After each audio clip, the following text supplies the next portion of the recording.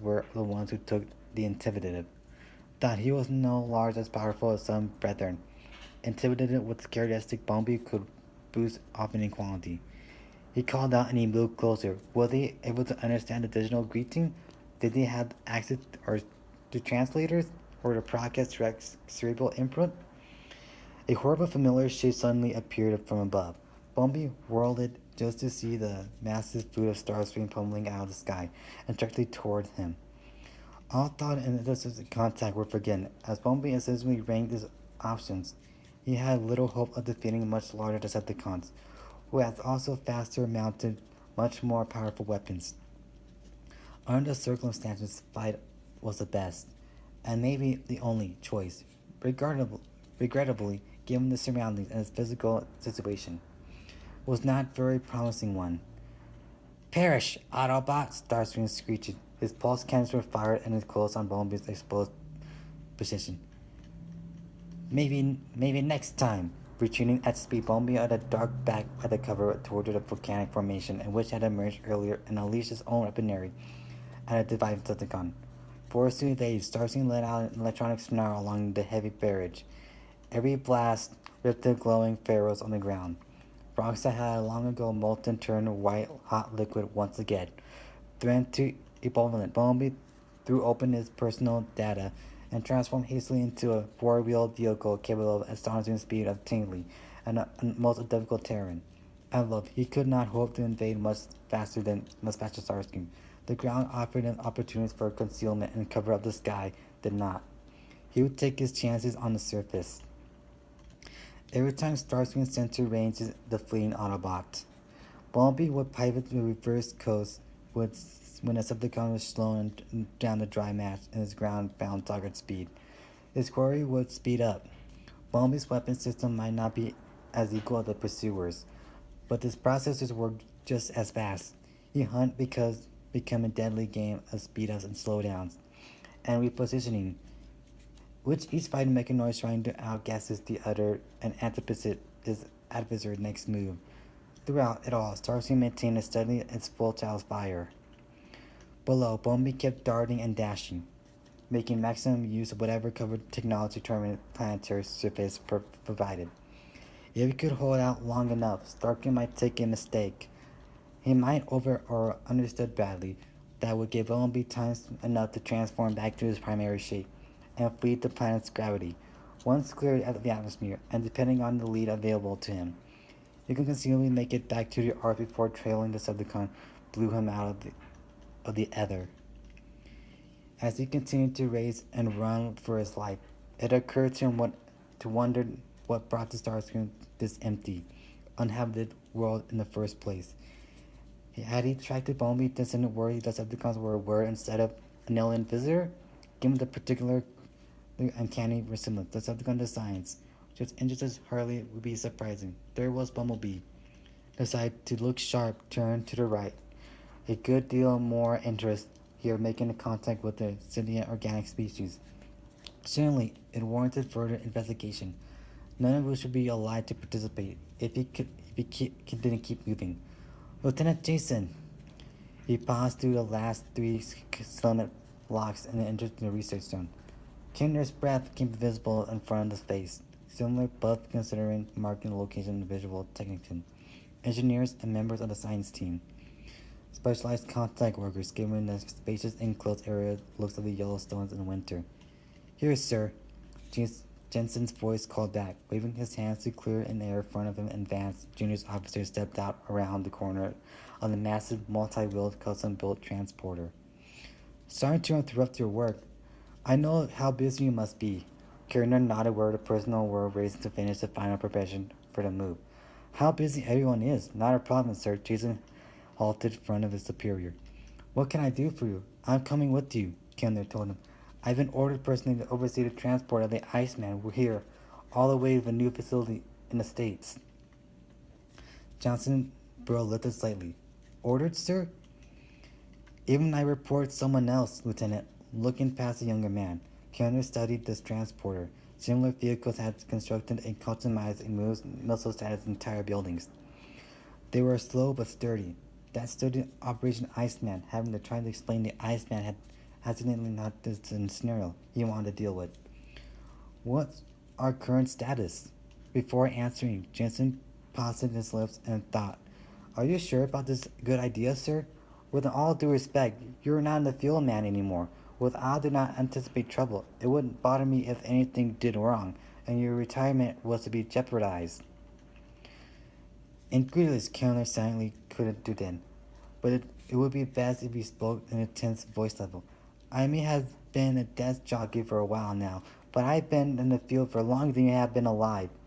He straightened it. Your concern for my future well-being is commendable, Lieutenant, was misplaced.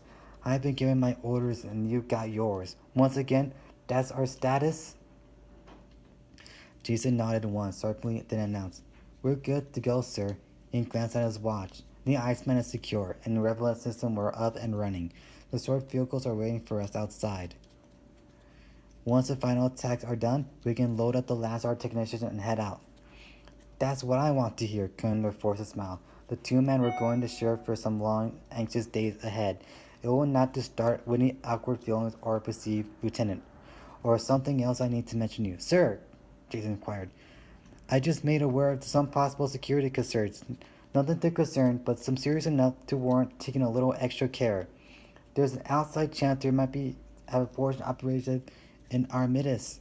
A pair of techs approached and waited for them to pass on by before continuing. Sector HQ have some intelligence that suggests our base here may have been infiltrated. Jason's eyes went wide. That is hard to believe, sir, given the right choices of our security procedures. I like to think we're both to know our people here and well, Lieutenant, Gunnar replied, but it's impossible to follow everyone closely. Security level is up by 2 stages as of now. If anyone asks about the change, press them on and they are inquiring. If you're convinced they were reliable as we hope, everyone here is telling the upgrade is part of the program's drill. This inspection is one hopefully. That will be extent of it. Moving along. Let the Victorious team leaders here and for a quick briefing. There are a couple of items I want to run by all of them before we set out. Oh, and tell them to bring their weapons. We're going to make a last-minute change for our original route. That's going to add time and through. Jason stopped mid-protest and took a step back and saw me quickly as someone's approaching behind the colonel. Sir! Karen turned at Pill Nolan, headed this way, hurriedly dodging the dangles of cables and stacks of crates and containers that glittered the floor and hangar, and also tried to throw back half of the defensive of the cargo bales closed on his tail. Tom, Nolan called out. Hold on a minute, Kenner turned. What's up, Bill? You look like you just hit a lottery. The officer nearly out of breath. We're not going to believe it. I don't believe it. We got a transmission from Walker. Glancing around, noticing a small crowd is starting to gather, Kenner stepped forward and put a restraining hand on his friend's shoulder. Let's go upstairs. There's something you need to know. Anyway. All right, sir. This will be on the only take. A minute, I know. Kenner gazed meaningfully in the other officer's eyes. But it's not here, okay? He looked at his silent and attentive Jason. Lieutenant, get your team leaders and their supplies together. Have everyone in the office in 10 minutes. Yes, sir. Profiting on his heel, Jason moved off and seemingly gathered the requested specialties. Come on, Phil. Kellner's needing towards the stairs leading to the second floor office. We need to talk. The other officer's enthusiasm did not excuse his lack of direction on the transport chamber. Kellner ground his teeth. The man has driven his desk for a long time. He has stopped thinking like a soldier and started thinking like a damn civilian. No one intercepted them as they climbed to the prepared staircase, their boots clinging on the metal steps. Once inside the office, Kellner shut the door behind them and gasped toward the seat. Sit down. Moving behind the desk, he settled inspectively into his own chair. You said you received a transmission? That's terrific, wonderful, terrific, and unbelievable. What did he say? Nolan pulled his chair close and removed a slip of paper from his waist pocket. It reads, Captain Aurels Samuel Walker, commanding Ghost 1, calling SSAB. Command, our current permission is unknown. Crew is safe. Request precision assistance using alien device locator beacon. Both stellar acceleration propelled ship. Both beyond database. Transit wormhole to other unknown. Astrophysical disorders improbable. Present location extralar. I repeat, extralar. Subsequent. Visual only contact made with multiple alien artifacts that, while different, possess markable resemblance to Iceman. Visual indication of possible hostile reaction to our presence. Please advise as our course of preferred action. Meanwhile, we will act to respond as circumstances dictate. Water out. Nolan tossed a permanent onto the desk. That's all of it. Kerner paused for a moment to ponder the fantastic concept of message. Present location extra large. Alien artifacts? Also reason to our presence? He cast to another officer. Where the hell are they? They're supposed to be on their way out the edge of the solar system, and then back towards Jupiter for a slight stop to Earth? And what was all this wormholes and distortions? Logan pursed his lips. Well, at this point, we really don't know what we make a lot of it, but the scientists and the techs have been able to agree on a few things. I was on the way to update when the transmitter came through. At this point, I'm happy to live with a few things, Connor told him. Let's hear them. Nolan tapped the printout. We were finally able to trace an alien locator beacon. The transmitter came through the normal space. That's in keeping with the text what they put the sign together. He swallowed. We didn't know where Ghost One on its way to, except it could be somewhere outside the solar system. Connor said, widened.